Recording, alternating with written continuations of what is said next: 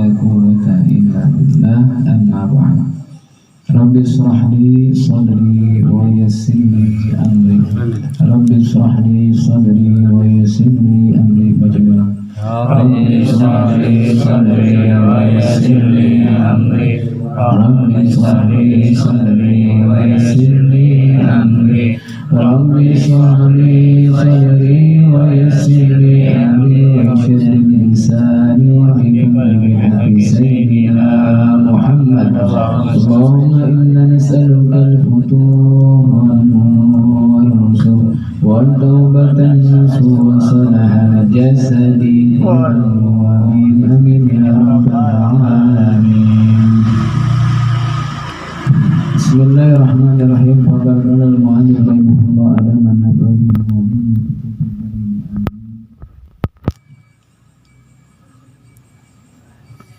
wa nasabuhu wa wafatu walidihi walidu Abdullah bin Abdul Muttalib bin Hashim bin Abdul Manaf bin Qasym bin Kilab wa ummuhu Aminah bintu Wahb bin Abdul Manaf bin Zuhrah bin Kilab. Fatajtani ummuhu ma'a walidihi fi jaddihi al-khamis wa Kilab. ولقد توفي والده وفي بطن أمه وعمره 18 سنة ودفن بالمدينة ولم يصرف له شيء من المال والله أعلم. Bismillahirrahmanirrahim. Yang kami hormati jemaah sekalian, alhamdulillah dengan izin Allah, dengan nikmatnya, dengan hidayah, taufik wal inayahnya, pada malam hari ini kita bisa duduk kumpul kembali di majlis Maulid yang setiap malam Jumatnya. Mudah-mudahan duduknya kita ini, baca maulidnya kita, ngajinya kita, semua hari itu bernilai ibadah di sisi Allah Subhanahu wa Ta'ala. Ada ucapan Imam Ghazali mengatakan,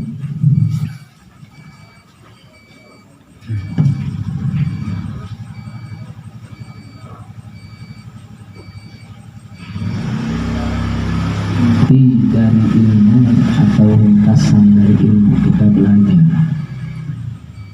belajar mungkin di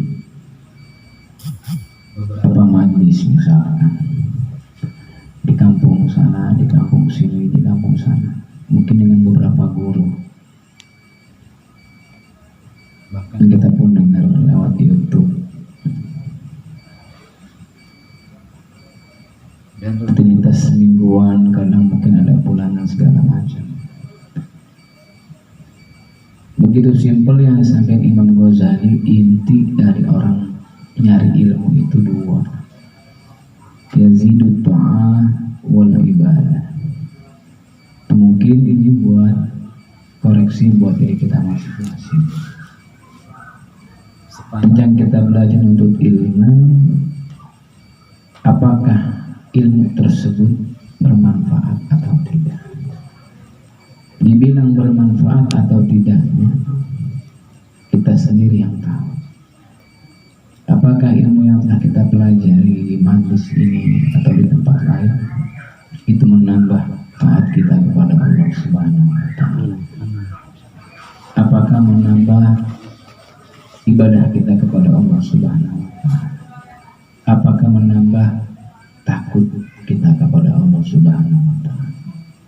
Tapi kalau sampai tidak ada perubahan, baik dari taatnya atau dari ibadahnya atau rasa takutnya, bahkan malah lebih kurang, nah ini yang dikhawatirkan. Kita bukan tambah malah dekat sama Tuhan, tapi hakikatnya kita jauh dari Allah Subhanahu wa Ta'ala. Itu jawabannya tergantung diri kita masing-masing. Ya. Jangan terlalu kita mengedepankan materi atau teori, tapi hasil inti dari ilmu itu sekarang perlu kita pikir. Ngaji malam Jumat di sini, ngaji malam apa di mana, ikut majlis ini, pulang malam kita ngaji. Zohirnya ngaji, tapi inti dari ngaji itu harus ada buah, yaitu ilmu yang manfaat. Bahkan dasar dari hikmah ataupun ilmu, khasyatullah ta'ala, seseorang akan bertambah rasa takutnya kepada Allah Subhanahu wa ta'ala. Oleh karena itu perlu kita berpikir dan nanti ke SI malam Jumat, malam yang lain di mana, atau sama lagi siapa, sama ustaz siapa, foto kita. Tapi pikirin buah dari yang kita cari itu apa. Kalian datang ke sini manfaatnya apa? Selain dapat pahala, ganjaran pahala segala macam, nyari apa? Ilmu. Mana ilmunya? Ilmu gak nampak secara zahir, tapi ilmu itu terlihat ketika diamalkan oleh seseorang. Dengan cara apa? Ketaatannya mulai terlihat dan ibadahnya mulai terlihat. Tadinya nggak pernah ibadah ke masjid, sudah mulai ibadah ke masjid.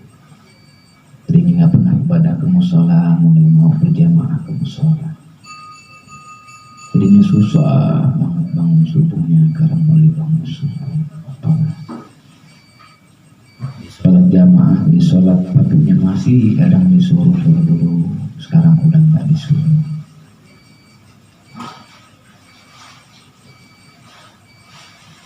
Jadi bukti intinya, ya kita ngaji sekian tahun. Karena itu saya kita minta sama Allah warzuqni al-hidayah wal taufiq wal inayah. Kita minta sama Allah dikasih hidayah, taufik, biar kita bisa ibadah. Makanya kan doa dibutuhkan dari si doa kumafum. Allahumma a'inni ala dzikrika wa syukrika wa husni ibadatik. Mungkin kalau orang bisa mandang kita baik, ya ente ngaji pakai bakoko, pakai biji, itu anak baik banget. Allah nggak mempan di situ ente. Benar rajin banget, masya Allah. Ya, kalau kita pakai biji tiap malam ini rajin banget, masya Allah. Yang Allah lihat amal kita dan akhlak kita, ya. Dan yang terlebih adalah hati. Jadi perlu sekali-sekali pikirin itu. Jadi jangan apa teori. Ya. Kaji bab itu ketika pas setelah puasa kemarin tuh. Pas setelah puasa kemarin masuk Idul Fitri, aneh kaji itu.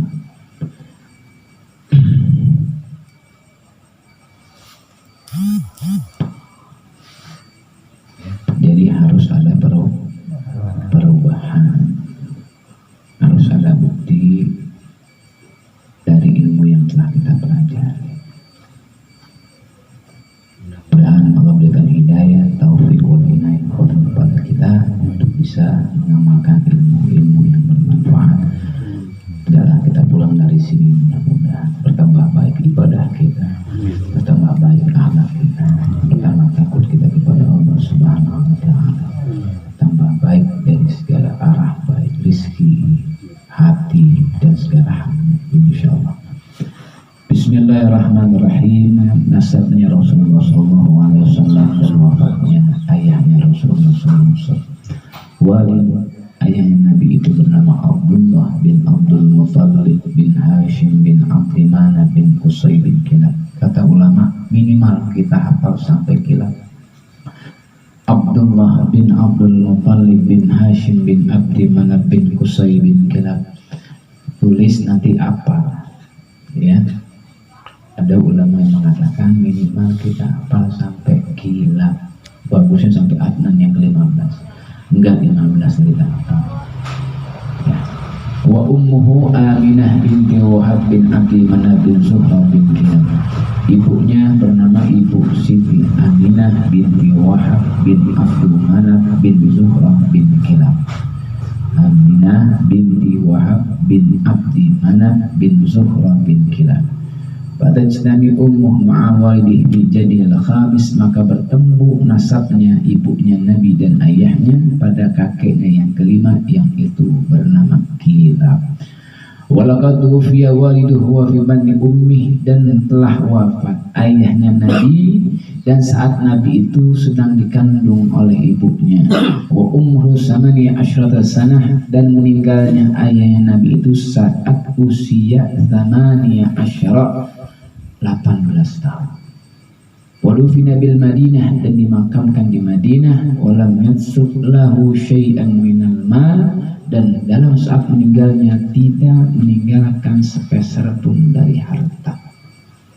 Dengan warisan Nabi kita Muhammad SAW. Sudah bahasa nggak ketemu bapaknya meninggalnya muda, udah nggak tinggalin apa-apa.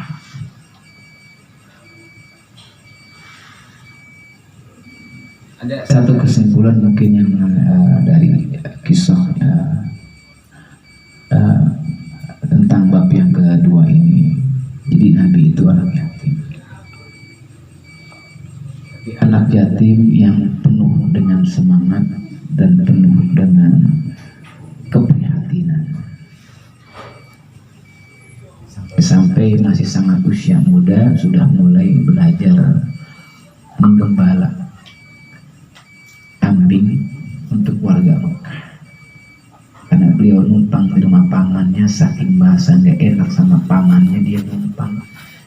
Dia gembala kambing, dia dapat upah buat menghidupin keluarganya.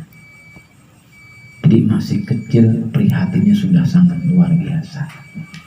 Nah, setidaknya bisa kita ambil contoh dari sifat Rasulullah SAW, sifat keprihatinannya.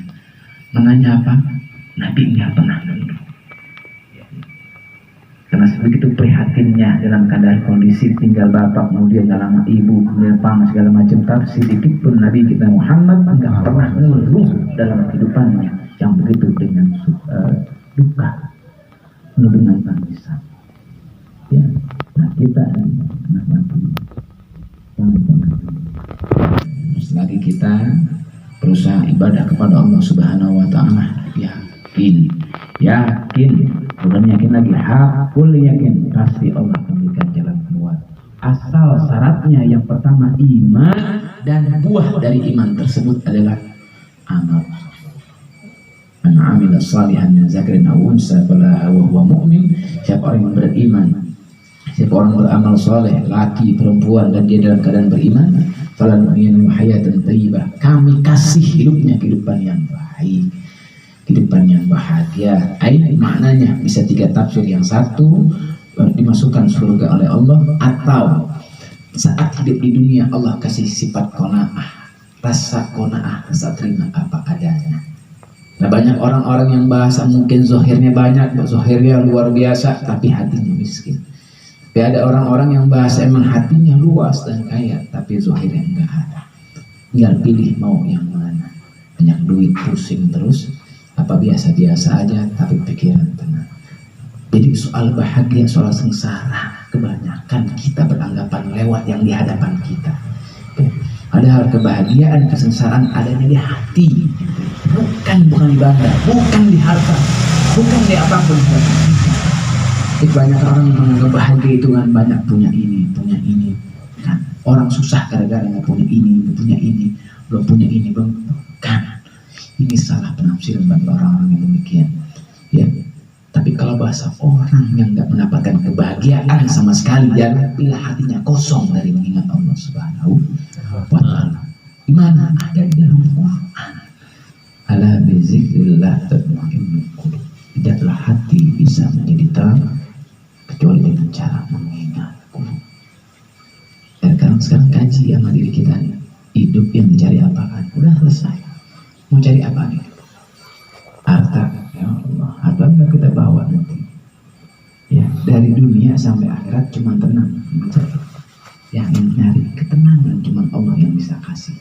Dan Allah kasih kepada hambanya yang mau menjalankan dua syarat. Yang pertama iman, amal soleh. Iman, amal soleh. Jadi jangan pernah mudah dan khawatir dengan perkara yang zahir saat ini yang kita rasain. Ya. Makanya ada perkataan, ada orang yang kaya hati, ada yang miskin hati. Ada orang yang kaya zahir tapi miskin hati. Ingat ini, ya.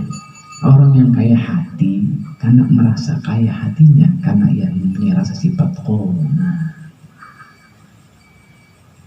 Alhamdulillah, alhamdulillah, alhamdulillah, alhamdulillah, alhamdulillah, alhamdulillah. Kalau nggak punya rasa sifat qona, pohonnya kurang, pohonnya susah. Coba ada kajilah dalam kehidupan kita. Pasti kita pusing gara-gara yang zahir. Yang punya duit pusing, yang punya barang ini pusing, yang megang HP per 2 hari kepala pusing. Amud dunia zulmatun fi qalbi wa amul akhirah nurun fi qalbi. Kalau kita pusing gara-gara dunia, kita nangis malam menyanyi, kita minta sama Allah. Jangan sampai ini kita pusing, kita gara-gara dunia. Gara nggak punya HP 2 hari, ya Allah pusing bisa.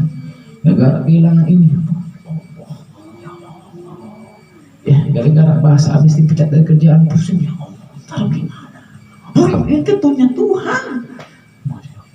Oh, dunia udah rapi sama Tuhan, diset rapi, udah masih kau campur. Masalah rezeki, masalah masih kau campur. Tugas kita minta ikhtiar juga syarat. Ya. Jangan dikira kerja ente bisa nambah tuh rezeki, enggak ente. Enggak ngurang, enggak lebih. 4 bulan 10 hari udah dijamin, mati jodoh rezeki udah dijamin sama Tuhan. Saya Abu Bakar, kalau ada orang yang nyari rezeki itu orang tentang Tuhan. Nah coba dia nyari rezeki, enggak, rezeki dalam mahfud udah Allah tertulis namanya, jodohnya. Apa kita nggak yakin masalah itu? Kenapa kita bahasa? Kenapa? Karena jauhnya dari para ulama as-salihin. Dan dekat ke rumah mereka, berkunjung ke rumah mereka, silaturahmi biar kita punya hati seger, jadi nggak sumpah. Nggak mungkin jauh dari para ulama saleh, jauh dari guru-guru yang saleh, akhirnya hati gersang. Apa 90% sumpah gara-gara perkara dunia. Kaji coba kalau saya, masuk aneh mungkin. Enggak. Apakah kita bahasa sedih nggak? Ya Allah, oh nggak ngaji malam ya. Menyesaknya hati. Ya Allah, dari pagi gua ngadu kesiangan. Astagfirullahaladzim, ya Allah, ada kesiangan. Ya Allah. Dalam urusan agama, luput kita dalam urusan agama. Pusing nggak kita dalam urusan agama? Enggak. Tapi coba ya, urusan dunia. Allah, gimana bisa gini ya? Gimana bisa gini? Ramai yatakillah yaj'al lahu makhraja. Allah pernah dustakan ucapan. Siapa orang yang mau dekat sama aku, tunduk kepadaku, nanti yang dikasih jalan keluar. Inna ma'al usri yusra, di balik kesulitan, bukan di balik kesulitan, bersama kesulitan ada kemudahan. Baca itu mana? Bersama kesulitan ada kemudahan. Jadi di hadapan kita nggak ada kesulitan, nanti kemudahan semua. Kalau selagi kita mau bertopang kepada Allah Subhanahu Wa Taala. Ya, jadi kalau urusan udah nggak usah dibawa. Ada Allah, ada Allah, ada Allah, ada Allah. Udah habis semua.